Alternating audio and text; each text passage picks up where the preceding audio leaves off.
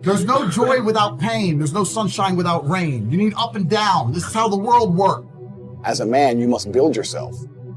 And I agree that society puts huge pressure on men, and it's time for men to perform. As a man, you either perform or you don't. There's no safety net. The men who say, I can't feel like it, cannot compete with the men who do not say that. And it's player versus player. The man who goes to the gym every single day, regardless of how he feels, will always beat the man who goes to the gym when he feels like going to the gym. And it's player versus player. A good man controls himself. I have absolute self-control. Emotional control is absolutely and utterly important as a man. You need to understand as a man, there are certain principles under which you act, regardless of how you feel. Damn. I can wake up in a terrible mood. Nice. I can wake up sad. I can ache. I can have a busy day, stressed, etc. I will complete the same tasks as if I woke up in a fantastic mood. I'll do the same things because how I feel has no bearing on the things I'm going to do in my day because I have duty to myself. There is no light without dark. You will not appreciate your six-pack unless you didn't have one and you had to earn it. That's how the world works. So when I talk to these dudes like, oh, but it's, you know what, Tate? Yeah, I agree, but you know, it's hard. It's hard. Of course it is. It's supposed to be. And if you're not cut out for it, then fuck off and live a normal existence and die. Sit there, letting other men enjoy the spoils of being a man and can die. If that's what you want to do, is just sit there and exist and then be fade into history unremembered. That's your decision.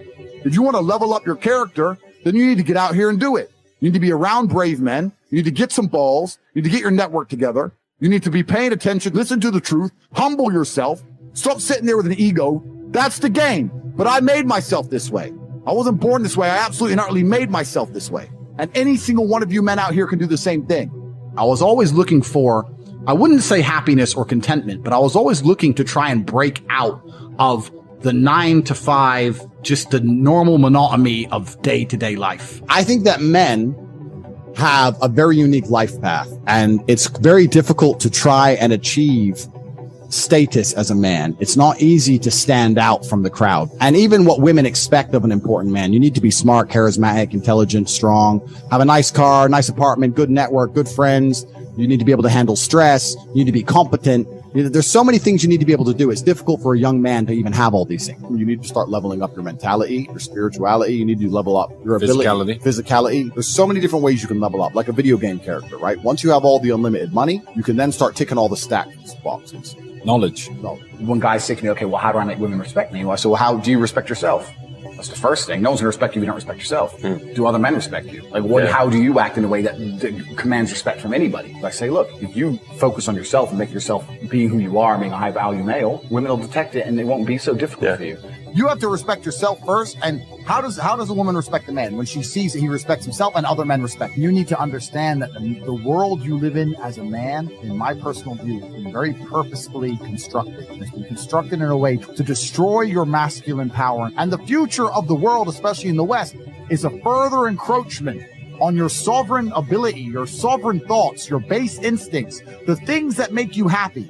Absolutely nobody is concerned with male happiness on any level. They don't want you to be happy. They want you to be miserable, a miserable slave in a tax bracket. And you have to understand this. And the only way you can combat against it is to take significant action. You have to take significant action. You have to use the internet. It's the tool they're using. The internet is the tool they're using to brainwash the masses. You need to combat it and use their own tool against them to seek out the kind of information, knowledge, and friends that you need to have around you. You are going to be the sum of the 5 people you spend the most time with. So that, if everyone understands that, as an intelligent person, you're going to be extremely careful and you're going to curate heavily the 5 people you hang around with. So you need to be aware of what's happening around you, and you need to curate for yourself a social network of people who understand that and are doing their best to combat that. That is the most basic imperative of the masculine frame, which has been destroyed in real time. They are trying to convince you that you should act how you feel. You should show more of your feelings. If you feel this way, you should show it. If you want to cry, cry. Look, I have no problem with guys crying. What I'm saying is the reason they're trying to bring out emotionality in you is most of the time you don't feel like doing the things you're supposed to do. But the true masculine frame throughout history was doing the things they didn't want to do, but they knew they had to do because they had honor and duty. When you remove self-control from men, not only do you get emasculated weak men, but what you also get is very dangerous men. There are actually far less genuinely high-value men than there are pretty girls. You can go to any club in any country in the world. I've been to 72 countries. You can go to any club in any country in the world and see pretty girls. If you're going to find a young, in shape, smart, tall, intelligent, rich man, it's extremely difficult to find. And that man has options. He has more options than a beautiful girl. And I'll tell you something. There's always been a large proportion of men in the world who made the choice to stay where they are. And life for them wasn't that bad. But as we reach the future and as time goes on, you're going to notice now that the people who don't chase having a masculine network, if they're not going to be excellent upon themselves and they're not going to be plugged into a serious circle of achievers, their life's going to become terrible. You could just be a normal dude and your life really wasn't that bad. But now we live in a situation where you just can't just be a normal dude anymore. Being a normal dude is no longer an option. So as a man, you have to be doing something to try and improve your status. There's lots of different ways to do it, right? But if you're a man with truly no status in society, now it's hard. Yeah. It's really hard. So you have to understand that as a man, you got to gear your life in a certain way. One of the easiest ways to get status is who you know, right? A lot of it's networking. And if you know the right people, you can get some status, at least off of them, to some degree. Every single man on earth with enough work can become one. That's the counter side, right? So there is hope at the end of the tunnel, but you gotta get up and do it. You know what I truly think a high value man is? Okay, it's a few things, right? So there's the obvious evolutionary triggers. The easiest way to be a high value man is a man who's capable of violence. If you look at it from a biological trigger, it doesn't matter if he's got muscles or he's big or he's tall, whatever. Women understand from a biological perspective, they like a man who can fight. Yeah. It doesn't matter if your man had money, a Ferrari, everything, but if you knew for a fact if any dude stepped to him, he'd get sparked, you wouldn't want him. Right, so that's the first thing. We're suffering from cowardice. We talk about all the problems in the world. It's easy to talk about them all. But you could narrow them all down to the exact same thing. Cowardice, masculine cowardice, all of it. All of this is masculine cowardice. That's all it is. And you're not going to be able to imitate being a G. You have to go out there and you have to suffer as a man. You got to go through trauma to be a G as a man. Too many dudes out here are trying to imitate. That's what all this is. You're talking about game. You're trying to be something you're not. The real game is to be the man. That's the game. As a man, you need to go through trauma. You need to go through difficult periods. You need to go through things which are extremely uncomfortable to become any kind of man of value. Every single woman on this panel, if you were to ask her to describe the kind of man she wants, she would describe a man who she thinks makes her feel safe, who is dominating, who is smart, who is charismatic, who is interesting, etc. You cannot be all of those things by accident. Any man who grows up with a very, very easy life, who never goes through anything, who's born with a silver spoon in his mouth, is the exact kind of punk which these women don't want to touch, right? As a man, you need to suffer and you will survive. And you need to internalize it, not become a weirdo, accept that the trauma is what's going to make you strong enough to become the kind of man that's respected by society, and you need to use it for your own advantage. Don't understand people who say they lack motivation in life, because I'll make this extremely clear. If you're not pushing and striving for something, life is so mundane. I've always had this problem with literal crippling perpetual boredom. I was bored. I had no money. I'm carrying boxes of ice. I'm a smart guy. I'm not playing chess anymore, right? I'm 34 now, so this is quite a few years ago. It's before the internet, before Facebook was all big and nothing. What do you do with your life? What's there to do? I thought I need to do something which drains me so that I can go to sleep at night without frustration. And if I kickbox, if I run 3 miles to the gym and then fight for 3 hours and run 3 miles home, at least I can sleep. I literally couldn't sleep. I wouldn't say it's ADHD, but I was just frustrated. And then on top of that, I've always had this huge frustration in regards to money. Even though I was poor, I'd grow up around a bunch of other poor kids and we'd be walking to school or walking to college and a Ferrari would drive past. And they'd go, "Oh, cool, Ferrari." And I'd say, "Doesn't that annoy you?" And they're like, "What do you mean?" And I'd be like, "He knows he's hacked the matrix. Don't you see? How does he have 400 grand for a car? He knows something we don't know. Aren't you annoyed that there's people out there living a lifestyle that we can't ever aspire to? We're never going to work a job and pull this off. Doesn't this bother you?" And they all be like, "No." But me, I was always angry. I was always angry, not angry in a go to jail way, but just I was angry. I was like, something isn't right. Something doesn't add up. So kickboxing was my answer. I just started kicking people's ass and I just felt a little bit better. That was kind of how it worked. At what point did you realize you were like world class at this? So when my first day in the gym, I walk in, my coach, it was 4 Bosnian men. I was a child. It was 4 Bosnian men in this tiny little terrible gym. It was not like a commercial gym or a commercial class. And he said, "Can you fight?" And I said, "Yeah, I've done karate for a few years." That I got knocked clean out on my first day, of course. And I guess they expected me to never come back, but I kept coming back. And my coach said to me, look, after about a year, he said, look, I want to put you into a fight. And he took me down to a town called Southend-on-Sea. And my first fight wasn't kickboxing. My first fight was actually MMA. And it must have been a little bit over a year because I was 18. And I was fighting a 24-year-old security doorman.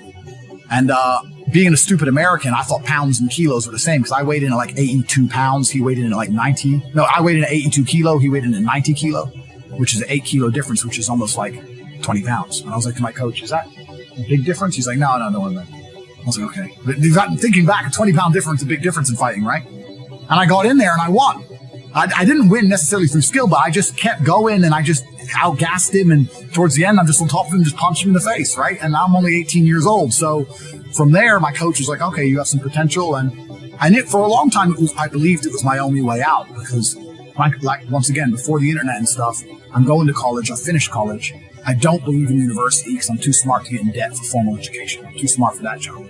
So I finished college. I'm working these sales jobs. I've always been a good salesman. So I'm working sales jobs. I'm bringing in, $3,000, $4,000 a month, whatever.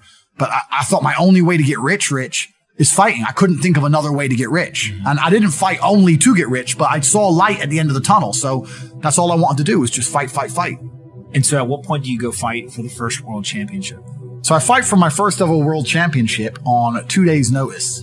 So I'm in Slovakia. There was a town. I'm going to tell everyone now on this podcast. I'm going to give the secret away. If you're bored right now, if you're watching this on the internet, load up Google Maps, right?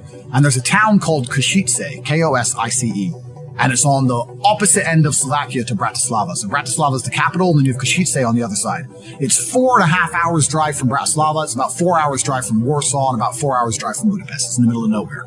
But all the villages and all the towns, everyone around this little town, every hot girl within about 400 square kilometers lived in this town.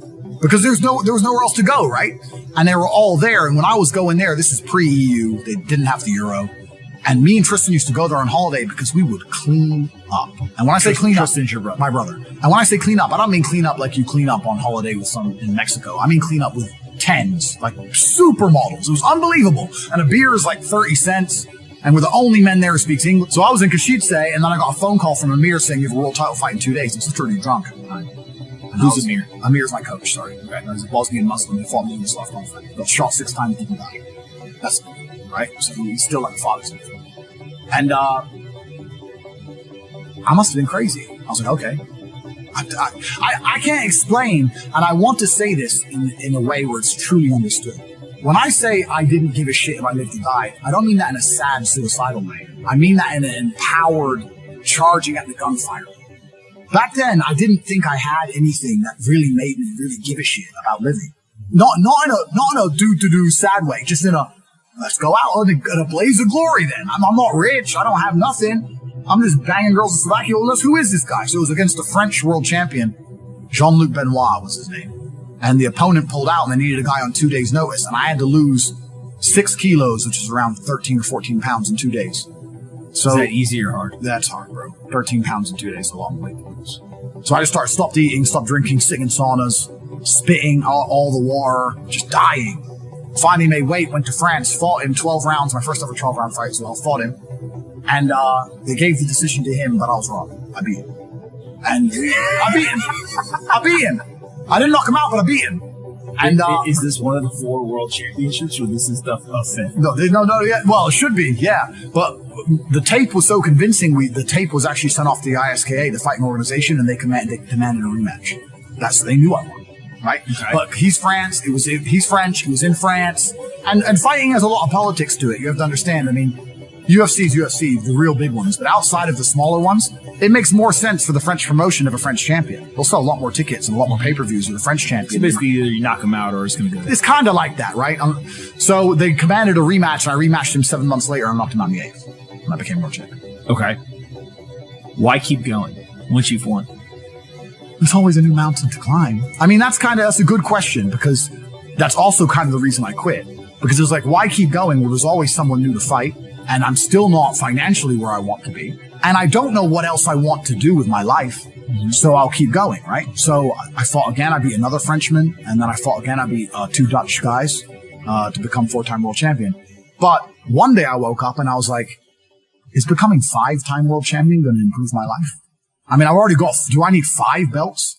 How much money do they pay for these fights? It's $3,000, $2,000. It's not even, you need to work on the side. You're giving up all your free time to get punched in the face. Like, it's a terrible decision. Like, I don't know why I decided to do it. But eventually, once I was world champion, I'd get like $100,000 to fight, but I'd give 20% to my manager.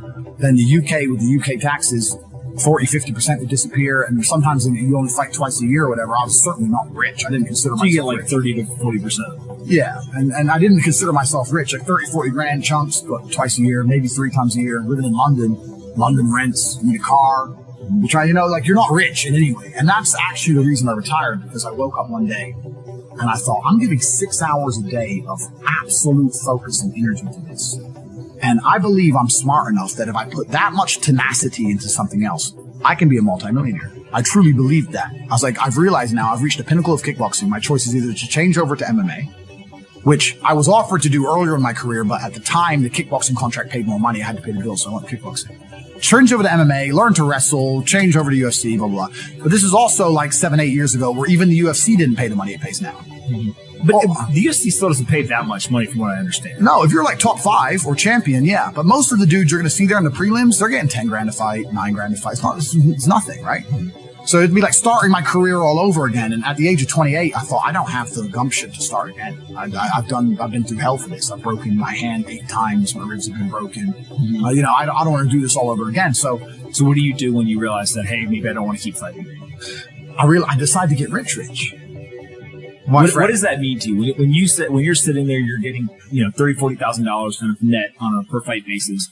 Is rich to you like, hey, I want a couple $100,000, $1 million, $20 million, $1 billion? I wanted 30 or 40,000 every month. 30 or 40,000 every month, so about $500,000 a year. Yeah. I thought if I had that much money, I could do whatever I want. Okay. That's what I decided. So what's step 1 that you do? So step 1 is, maybe that's how we ended up here together, my friend. Step 1 is, decided to be very logical about it. Chess player, right? So it's like, I want money. What is money? The most dangerous men on earth are the weak men. I think inside of every single man, we're born with a fire inside of us that if we do not control, can destroy ourselves and other people. And if you look at men who have no emotional control, because that's what they're trying to teach us to have. They're saying, listen, you're a man, you're allowed to just cry all the time and have no emotional control, no stoicism, just react to your emotions. Do you know what happens when you tell men to just react to their emotions? Anger. You have school shootings, you have rape, you have violence. That's what happens when you tell men to have no emotional control.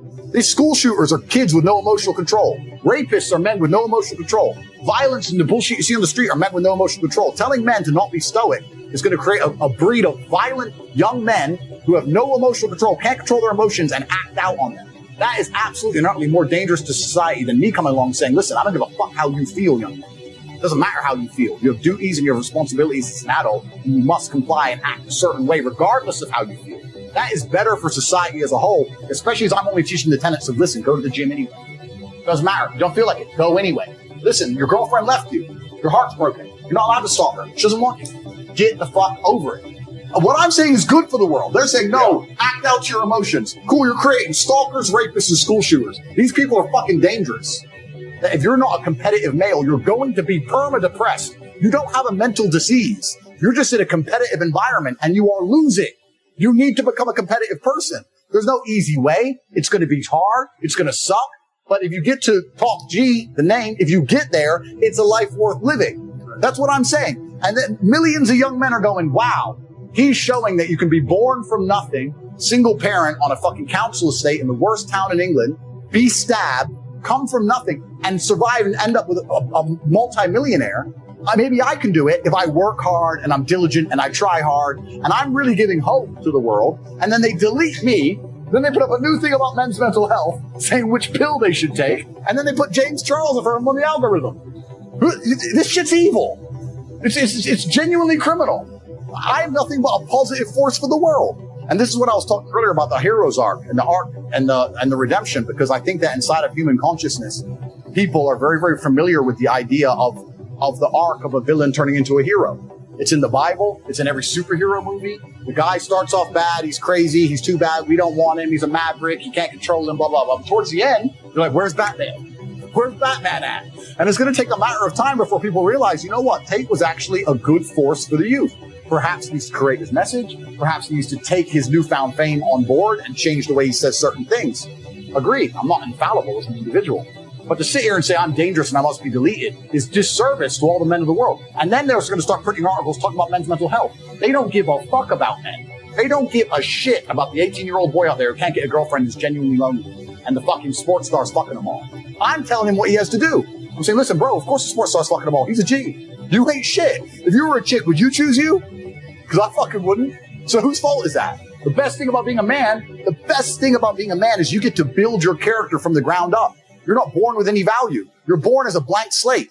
I decided I wanted to be a big toting, kickboxing, Bugatti driving fucking bad boy. I did it all myself. You get to choose. You want to be a musician and be sensitive and play guitar and get them that and be important that way. You get to choose. You want to go get in the cage and kick the fuck out of somebody. You get to choose to be anything you want, but you have to go and do it. It's going to be difficult because it's competitive, but that's the beauty of being a man, the blank slate. And I inspire men to look at themselves as a blank slate and go, you know what?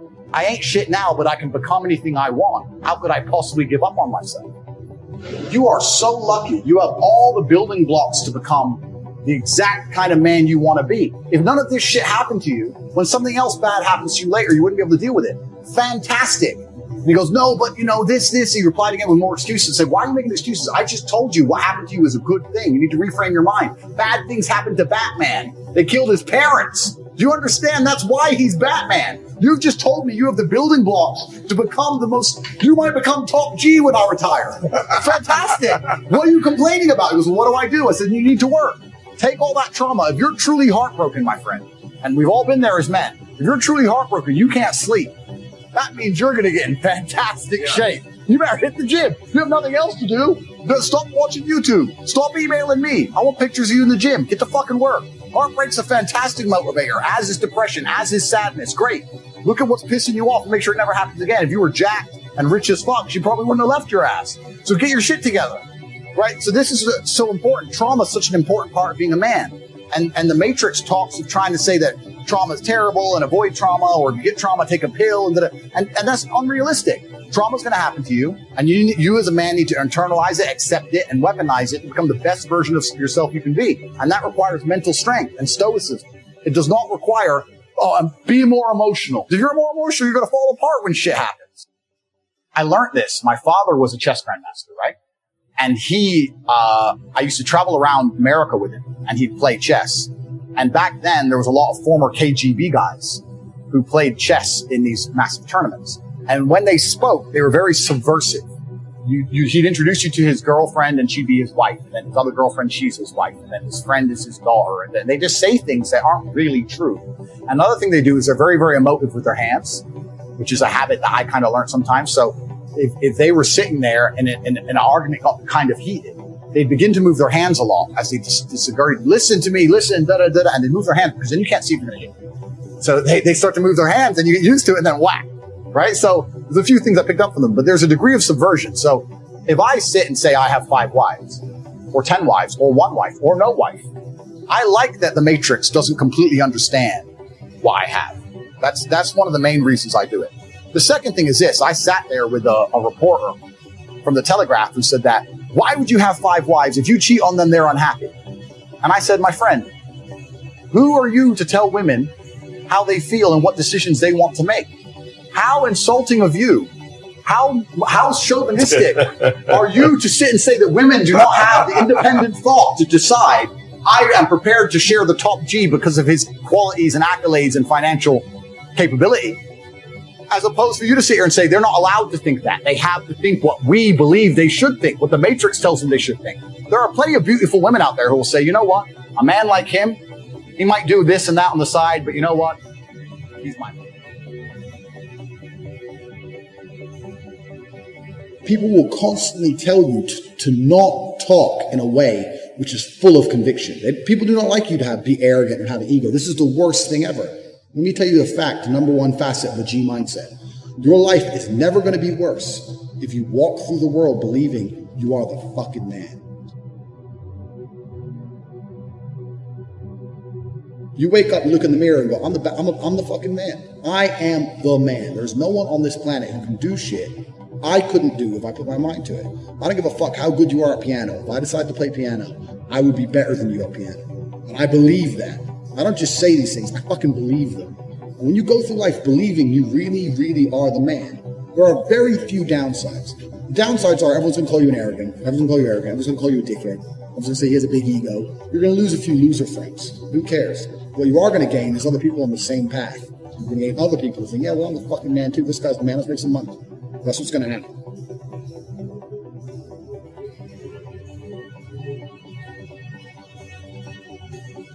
So the first thing you can do with the G mindset is you need to start believing you are the fucking man. Even if you're not the man yet, even before I was world champion, I knew I was going to be the man. So I don't give a fuck. And I was happy to say that to anybody. When people called me arrogant and stupid and deluded, I just sit there and look at them and say, yeah, fuck you. I'm going to be it. First thing you have to believe you're the fucking man, you can achieve anything. And when I say that, I'm going to say that again. You have to believe you're the fucking man, and you have to believe you can achieve anything. I'm not saying you can achieve anything easily. I'm not saying it's not going to take a whole bunch of work. I'm not saying it's going to happen quickly. But you have to believe you can achieve anything. I'll tell you something now. I don't give a fuck if it's me, an astronaut. I don't care about climbing Mount Everest. You give me enough time to train, I will get it done. I know that for a fact because I know who I am as a man. That's the first thing. The second thing is, you need to be perspicacious. You need to understand that in this world, there's a whole bunch of people doing amazing shit that you are not doing. And that needs to piss you off. Because if it pisses you off, you become motivated all of a sudden. I was the only one who was pissed off when that Aston Martin was next to me and had my sales job. I was the only one who was pissed off when I saw that Ferrari drive past. Other people were not annoyed by it. And they're not annoyed by it. They're not driven to beat it. You understand? They're not driven to be where that person was. You need to be annoyed, and I'm telling you to be angry. Anger is a fantastic force. Like I said, the world tells you not to be arrogant, it tells you not to be angry. It's two things it tells you to do. Don't be arrogant, don't have an ego, and you don't have anger. You're a fucking man. You're a full-grown man. It's perfectly fine for you to be pissed off. It's perfectly fine for you to look around at your life, look at the girl you're fucking, look at the house you live in, look at the car you drive, and get pissed off and go, you know what, I want a hotter bitch. I want a fucking nicer house, and I want a faster car. There's nothing wrong if you take that anger and you direct it in the correct direction. This is the reason I stopped fighting now. People go, why do you stop fighting? That's because I fought, and I went through hell to get everything I now have. I had nothing, I had nothing. And I wanted the life I now have. Now I wake up in one of my 3 mansions with one of my 7 supercars, with one of my 15 women. What do I need to fight for? People have different motivations for different things. There's some fighters out there who fight for other reasons. You know? My motivation was I was pissed off at the world. And now I'm not as angry as I used to be, so I don't believe I'm as good a fighter as I used to be. I'll still whoop some ass, but I'm not as good as I used to be. So that's why I decided to retire early. But this is the second thing. First thing, you to the man. Second thing, you need to get angry about your situation. And you don't own the home you're in, get pissed off. If there ain't a Ferrari on your drive, get pissed off. If you don't have 10 Playboy Bunny level beauties, get pissed off. And well, what the fuck? You need to sit there and realize, whoa. I have a few years of consciousness. And even less than that, I have a few short years as a young man. Because age will damage you. I mean, if you're a millionaire when you're 60, it's not nearly as good as being a millionaire at my age. I became a millionaire at 28. So you need to realize you've got a few short years as a young man. You're fucking wasting them. You need to sit there and go, fuck, shit, get angry. Because getting angry, forced, directed anger is an extremely powerful force. And these are the first 2 things you can do for achievements. Only person who gives a shit about your life truly is you. And if you don't give a shit, then you're fucked.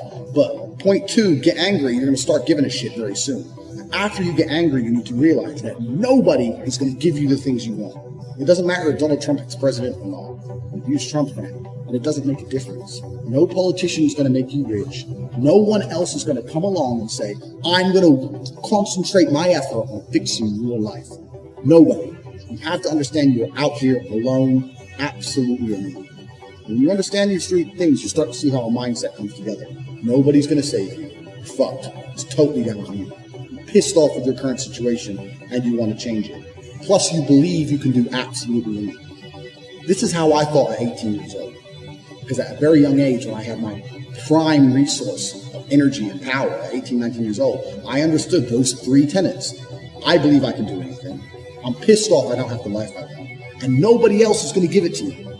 These are 3 things you need to understand. If any one of these elements is missing, you'll never have the right mindset. The G mindset will never formulate if any one of these elements is missing. All 3 are absolutely essential. And the sooner you get your act together, The sooner you start to panic and worry and be concerned that you're 24 or 25, you're not fucking rich yet. There's 24 and 25-year-olds out there who got a contract for a fucking NBA with their parents, or they won the lottery, who knows what. There's 24 and 25-year-olds out there who are multimillionaires fucking the hot models. These Instagram girls with 3 million followers, they're getting dicked by someone and it ain't you. And that needs to piss you off. You need to get concerned. You get worried. You get, shit, I'm running out of time. You need to get some urgency in your life. Put these 3 things together. It's absolutely essential. It's the beginning of the G mindset. When you have these 3 things totally done, I'll tell you what happens. I'll tell you what happened for me. So I became a sayer. So my brother used to say, "You've become a sayer." And what that means is I made a pact to him that my word was unbreakable, strength and honor. And that if I said something, I meant it.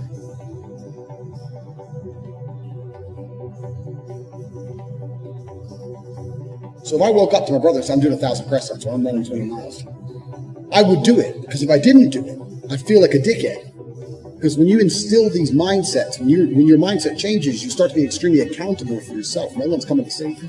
You become extremely accountable. So when you realize that your word is one of the few things you have on this planet, if you say things, you're going to start sticking to them. So then it becomes very easy to train. You say, "I'm going to train every day this week. I'm going to train for 2 hours a day." As soon as you said it, it's basically done. If I say something, it's basically done. It's set in stone. If I say something, I'm going to do it. There's no way I'm going to say some words and speak them into existence on this planet. And then I'm going to be the kind of pussy who quits because it's too hard. If I say I'm going to do 10,000 push-ups, I'm going to do it. Because I'm the kind of person who sticks to the words he says. And this is another thing you need to understand with G mindset. Be very, very specific with what you say.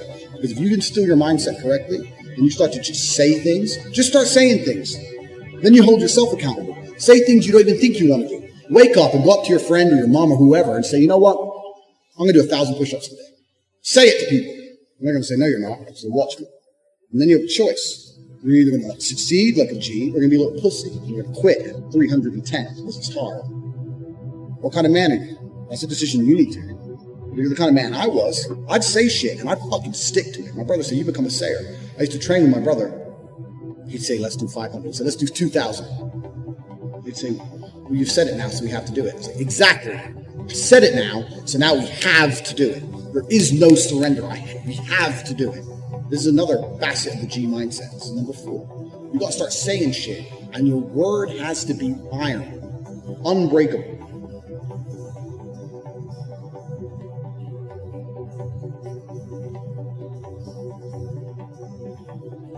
I didn't say depression isn't real. I said feeling depressed is real. But the idea that depression is going to strike you in your mind and there's nothing you can do about it, I think that is promoting helplessness amongst depressed people, and that's the reason they kill themselves. I don't think that making people helpless in an unfortunate situation is the great thing to do. You have to give people hope. And I explained that when you believe in something, you give it power. So I tried to say that when I felt at my lowest and I achieved the most I've ever achieved in my life, the reason I was capable of doing that is because I didn't believe in the paradigm of being a depressed person. I just believed that this is how I currently feel, and fuck it, I'm going to do whatever it takes to get my life to be better. And I gave a very simple example, an analogy. I said, if you take 2 people, one believes in ghosts and one doesn't, you put them both in haunted houses, and in the middle of the night, there's a bang. The person who believes in ghosts is now terrified. There's a ghost, they're calling an exorcist, they're panicking in the room, they're hiding. The person who doesn't believe in ghosts goes wind and goes back to sleep. It's the same noise, it's the same scenario, but it's the belief in their mind that and ruins their life. It's the belief in their mind that turns against them. And I've said this many times. I don't even give a shit about right and wrong. You can tell me you can give me with every scientific proof in the world, depression, but I refuse to believe in things that take my power away from me. I'm only going to construct a mental model that allows me to be as powerful as possible. If believing in the idea of depression is going to take my own power away, then I won't believe in it. I don't want to believe in things that make me weak. I believe in things that make me strong. And someone goes, "Oh, you're wrong." Listen, let's assume you're correct and that makes me wrong. Let's say that you're right and you're depressed. Why would I want to adopt the thinking of a man who is sad? Why would I want to think like you? Wouldn't it better to be wrong and be happy and have a sports car and a yacht and a private jet? You want to talk about right? Look at your life. Why? I don't talk about right and wrong. Let's talk about success and results. I don't believe in things that take power from me. I never have. So when people email me and they start saying, "I'm depressed, I'm depressed, I'm depressed." And what's funny is this. I talk to them and they desperately defend the idea of depression. I'm like, my friend, you just told me you're too depressed to be successful and depression has destroyed your life and you lost your girl. I'm telling you that the enemy in your life isn't real. And you're now sending me 10 emails a week trying to convince me that your enemy is a real thing. Why are you sticking up for your enemy? This person, whatever it is, this idea destroyed you, and you're putting your energy into defending it. You should be on my team. Whose team are you on here? You want to sit here and convince me? I'm never going to believe you. I'm never going to adopt your thinking because your life is not successful enough for me to emulate. So why don't you try to adopt my way of thinking? Stop defending this. And they're defending it because it's a cure-all excuse. Depression or sadness is a cure-all excuse for men to use for failure. I have failed. This is why they say I don't believe in men's mental health, or the man who's depressed can't compete with the man who's not depressed. This quote. I say, listen, you get to roll out, be fat, be out of shape, be broke, be unimportant with no girlfriend. And instead of the world thinking you're a loser, you get to say, I'm not a loser, I'm depressed. It's a shield. And I say, that's why you don't want to lose your shield. Because now you have accountability, now you have performance. It's a cop-out. Fuck it off. I don't give a shit if it's real or not. We're not about that. We're talking about success here. Get rid of your excuses, stop defending the thing that's ruined your life, and get to fucking work. And every time anyone has ever listened to me in history, ever, every single one of them's transformed their lives and messaged me positive messages after. Every single fucking time. That's why I'm antidepressant. Because that pill ain't gonna fix you the way becoming the man you wish you were is gonna fix you.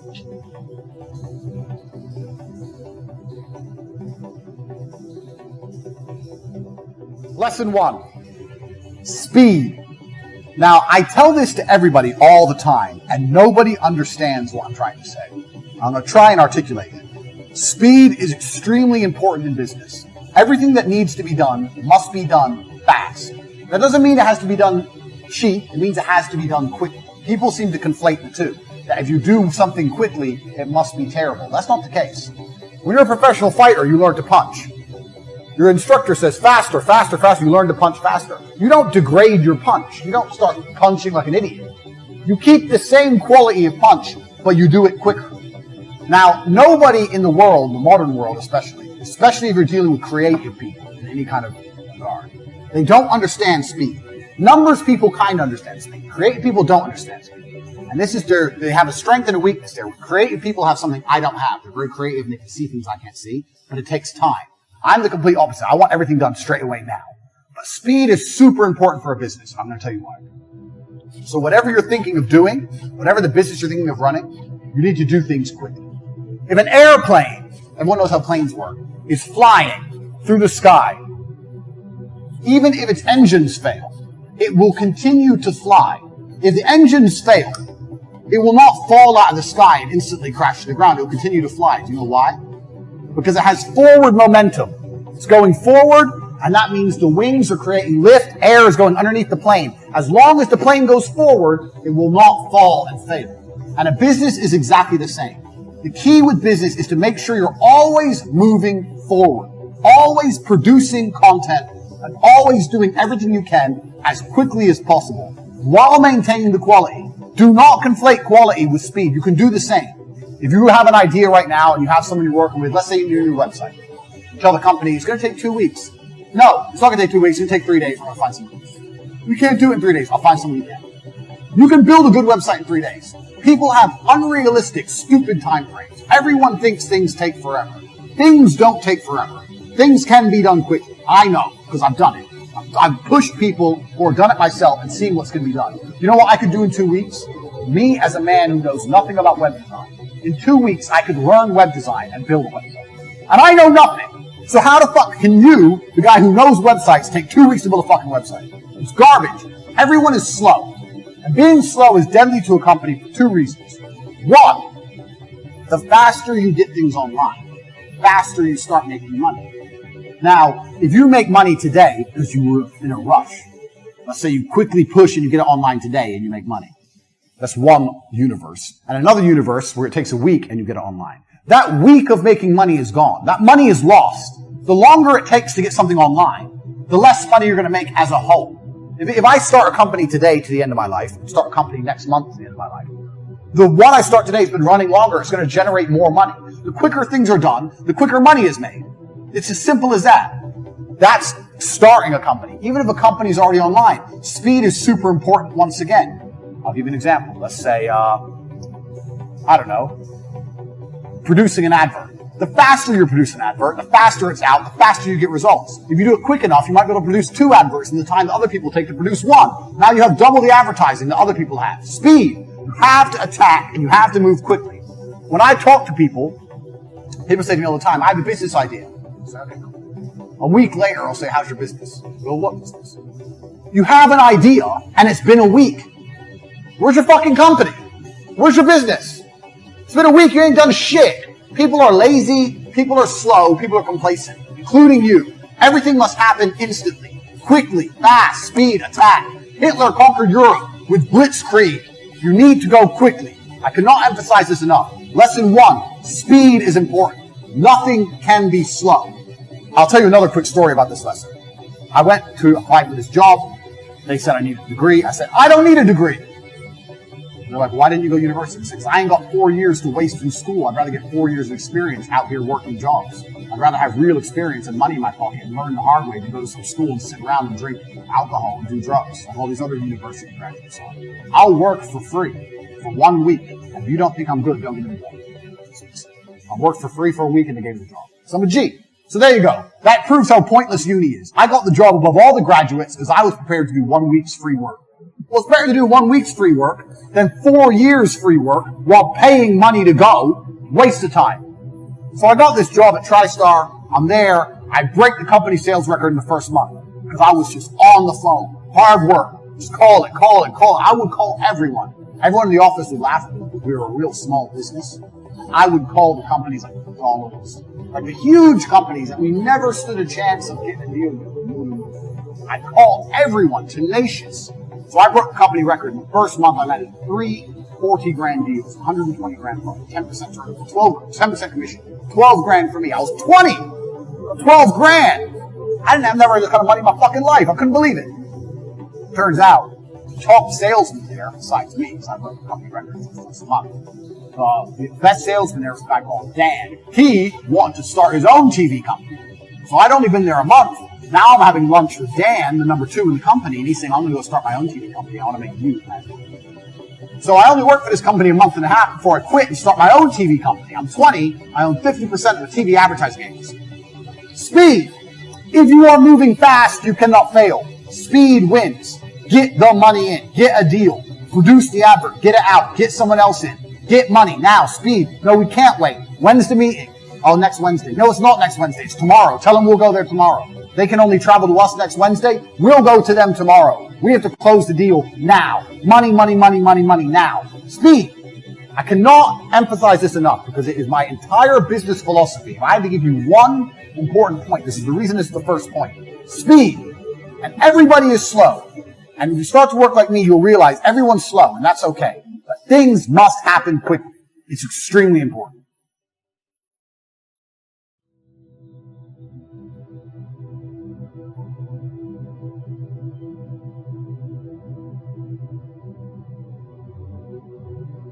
I can never be depressed if I never slow down. Speed is extremely important. Speed defies gravity. How does a plane fly through the air and defy gravity? Speed. It's moving too fast to fall.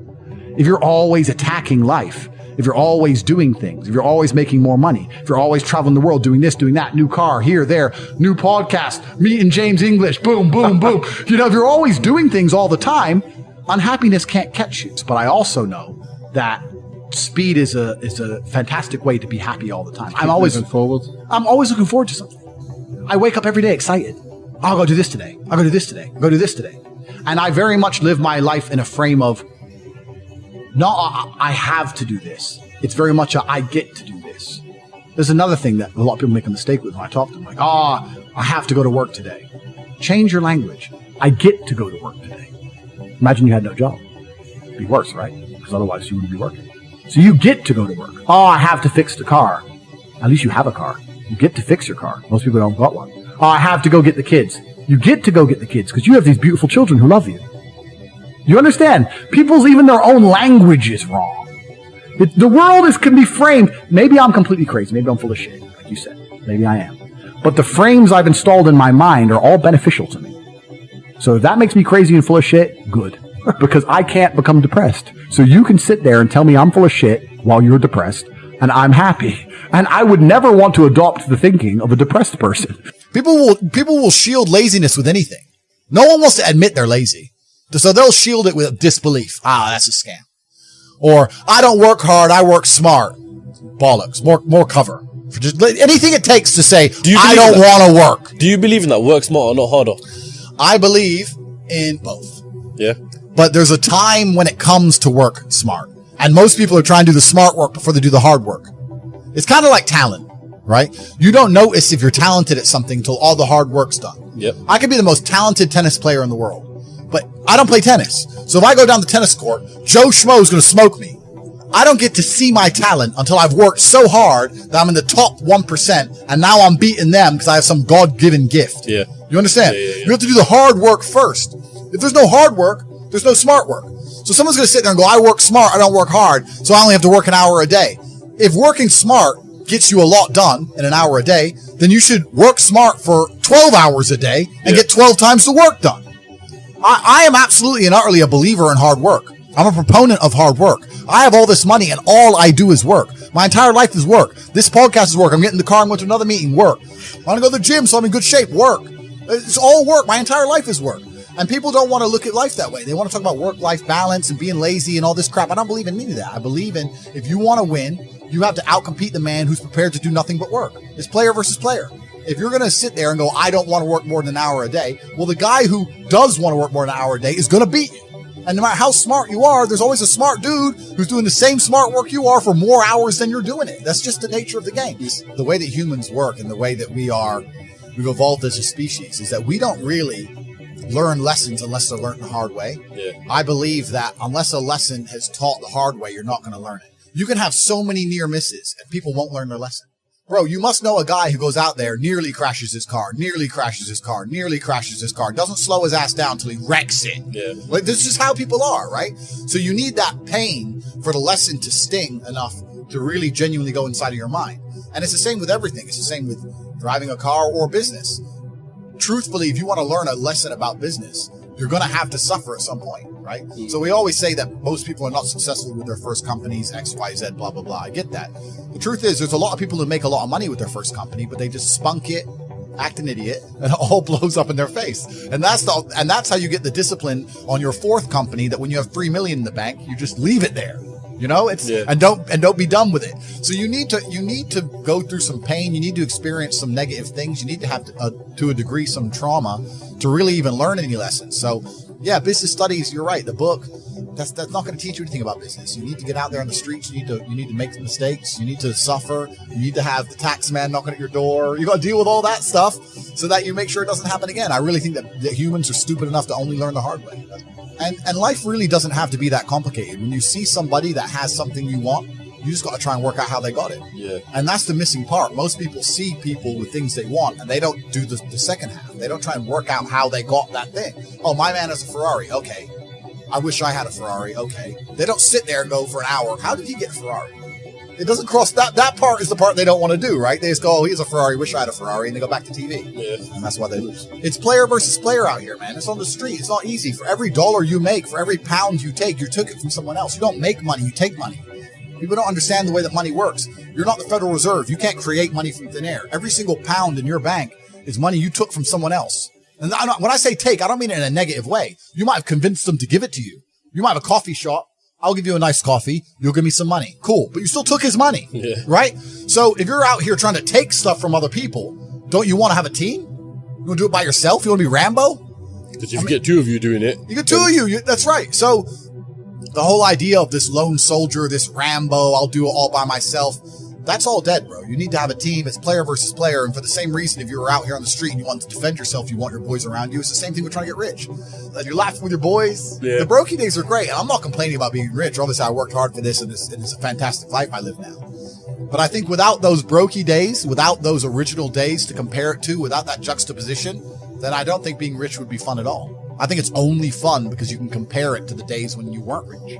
That's the only thing that makes it fun. The only thing that makes a $10,000 steak fun is that you can laugh saying how you never had 10 grand in your bank till you were 27 years old. Yeah. Like otherwise it's boring. Otherwise okay, steak. And I think if you're born with too much money, that you'll never truly be happy.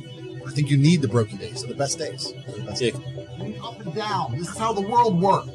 As a man, you must build yourself. And I agree that society puts huge pressure on men, and it's time for men to perform. As a man, you either perform or you don't. There's no safety net. The men who say, I can't feel like it, cannot compete with the men who do not say that. And it's player versus player. The man who goes to the gym every single day, regardless of how he feels, will always beat the man who goes to the gym when he feels like going to the gym. And it's player versus player. A good man controls himself. I have absolute self-control. Emotional control is absolutely and utterly important as a man. You need to understand as a man, there are certain principles under which you act regardless of how you feel. Damn. I can wake up in a terrible mood. Yes. I can wake up sad. I can ache. I can have a busy day, stressed, etc. I will complete the same tasks as if I woke up in a fantastic mood. I'll do the same thing because how I feel has no bearing on the things I'm going to do in my day because I have duty to myself. There is no light without dark. You will not appreciate your six-pack unless you didn't have one and you had to earn it. That's how the world works. So when I talk to these dudes like, oh, but it's, you know what, Tate? Yeah, I agree, but you know, it's hard. It's hard. Of course it is. It's supposed to be. And if you're not cut out for it, then fuck off and live a normal existence and die. Sit there, letting other men enjoy the spoils of being a man and fucking die. If that's what you want to do, is just sit there and exist and then fade into history unremembered. That's your decision. If you want to level up your character, then you need to get out here and do it. You need to be around brave men. You need to get some balls. You need to get your network together. You need to be paying attention, listen to the truth, humble yourself, stop sitting there with an ego. That's the game. But I made myself this way. I wasn't born this way. I absolutely and utterly made myself this way. And any single one of you men out here can do the same thing. I was always looking for, I wouldn't say happiness or contentment, but I was always looking to try and break out of the 9 to 5, just the normal monotony of day-to-day life. I think that men have a very unique life path, and it's very difficult to try and achieve status as a man. It's not easy to stand out from the crowd. And even what women expect of an important man, you need to be smart, charismatic, intelligent, strong, have a nice car, nice apartment, good network, good friends. You need to be able to handle stress. You need to be competent. There's so many things you need to be able to do. It's difficult for a young man to even have all these things. You need to start leveling up your mentality, your spirituality. You need to level up your ability, physicality. There's so many different ways you can level up, like a video game character, right? Once you have all the unlimited money, you can then start ticking all the stacked boxes. Knowledge. When guys say to me, okay, well, how do I make women respect me? I say, well, how do you respect yourself? That's the first thing. No one's going to respect you if you don't respect yourself. Do other men respect you? Like, how do you act in a way that commands respect from anybody? I say, look, if you focus on yourself and make yourself being who you are and being a high value male, women will detect it and it won't be so difficult for you. You have to respect yourself first. And how does a woman respect a man? When she sees that he respects himself and other men respect. You need to understand that the world you live in as a man, in my personal view, has been very purposefully constructed. It's been constructed in a way to destroy your masculine power. And the future of the world, especially in the West, is a further encroachment on your sovereign ability, your sovereign thoughts, your base instincts, the things that make you happy. Absolutely nobody is concerned with male happiness on any level. They don't want you to be happy. They want you to be miserable, a miserable slave in a tax bracket. And you have to understand this. And the only way you can combat against it is to take significant action. You have to take significant action. You have to use the internet. It's the tool they're using. The internet is the tool they're using to brainwash the masses. You need to combat it and use their own tool against them to seek out the kind of information, knowledge, and friends that you need to have around you. You are going to be the sum of the 5 people you spend the most time with. So that, if everyone understands that, as an intelligent person, you're going to be extremely careful and you're going to curate heavily the 5 people you hang around with. So you need to be aware of what's happening around you, and you need to curate for yourself a social network of people who understand that and are doing their best to combat that. That is the most basic imperative of the masculine frame, which has been destroyed in real time. They are trying to convince you that you should act how you feel. You should show more of your feelings. If you feel this way, you should show it. If you want to cry, cry. Look, I have no problem with guys crying. What I'm saying is the reason they're trying to bring out emotionality in you is most of the time you don't feel like doing the things you're supposed to do. But the true masculine frame throughout history was doing the things they didn't want to do, but they knew they had to do because they had honor and duty. When you remove self-control from men, not only do you get emasculated weak men, but what you also get is very dangerous men. There are actually far less genuinely high value men than there are pretty girls. You can go to any club in any country in the world. I've been to 72 countries. You can go to any club in any country in the world and see pretty girls. If you're going to find a young, in shape, smart, tall, intelligent, rich man, it's extremely difficult to find. And that man has options. He has more options than a beautiful girl. And I'll tell you something. There's always been a large proportion of men in the world who made the choice to stay where they are. And life for them wasn't that bad. But as we reach the future and as time goes on, you're going to notice now that the people who don't chase having a masculine network, if they're not going to be excellent upon themselves and they're not going to be plugged into a serious circle of achievers, their life's going to become terrible. You could just be a normal dude, and your life really wasn't that bad. But now we live in a situation where you just can't just be a normal dude anymore. Being a normal dude is no longer an option. So as a man, you have to be doing something to try and improve your status. There's lots of different ways to do it, right? But if you're a man with truly no status in society, now it's hard. Yeah. It's really hard. So you have to understand that as a man, you got to gear your life in a certain way. One of the easiest ways to get status is who you know, right? A lot of it's networking. And if you know the right people, you can get some status, at least off of them, to some degree. Every single man on earth with enough work can become one. That's the counter side, right? So there is hope at the end of the tunnel, but you got to get up and do it. You know what I truly think a high value man is? Okay, it's a few things, right? So there's the obvious evolutionary triggers. The easiest way to be a high value man is a man who's capable of violence. You look at it from a biological trigger. It doesn't matter if he's got muscles or he's big or he's tall, whatever. Women understand from a biological perspective, they like a man who can fight. Yeah. It doesn't matter if your man had money, a Ferrari, everything, but if you knew for a fact if any dude stepped to him, he'd get sparked, you wouldn't want him, right? So that's the first one. We're suffering from cowardice. We talk about all the problems in the world. It's easy to talk about them all. But you can narrow them all down to the exact same thing. Cowardice, masculine cowardice, all of it. All of this is masculine cowardice. That's all it is. You're not going to be able to imitate being a G. You have to go out there and you have to suffer as a man. You got to go through trauma to be a G as a man. Too many dudes out here are trying to imitate. That's what all this is. You're talking about game. You're trying to be something you're not. The real game is to be the man. That's the game. As a man, you need to go through trauma. You need to go through difficult periods. You need to go through things which are extremely uncomfortable to become any kind of man of value. Every single woman on this panel, if you were to ask her to describe the kind of man she wants, she would describe a man who she thinks makes her feel safe, who is dominating, who is smart, who is charismatic, who is interesting, etc. You cannot be all of those things by accident. Any man who grows up with a very, very easy life, who never goes through anything, who's born with a silver spoon in his mouth, is the exact kind of punk which these women don't want to touch, right? As a man, you need to suffer, and you will survive, and you need to internalize it, not become a weirdo, accept that the trauma is what's going to make you strong enough to become the kind of man that's respected by society, and you need to use it for your own advantage.